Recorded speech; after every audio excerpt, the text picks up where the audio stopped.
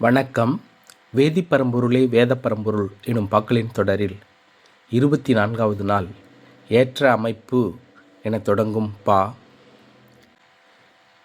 ஏற்ற அமைப்பு எட்டிடும் சேர்மங்கள் கொள்ளிடம் தேற்று விதம் நெளிதல் தோற்றங்கள் கூட இரண்டிற்கும் மேல் பல்விதமாய் பொருளாகு உருமாற்றியங்களாய் உண்டு.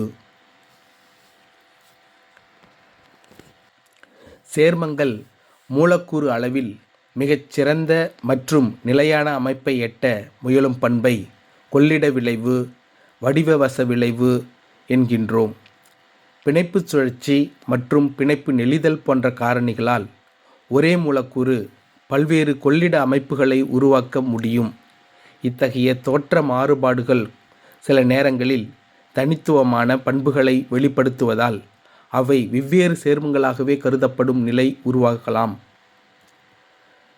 ஏற்ற அமைப்பு எட்டிடும் சேர்மங்கள் கொள்ளிடம் தேற்று விதம் நெளிதல் தோற்றங்கள் கூட இரண்டிற்கும் மேல் பல் விதமாய் பொருளாகு உருமாற்றியங்களாய் உண்டு. நன்றி.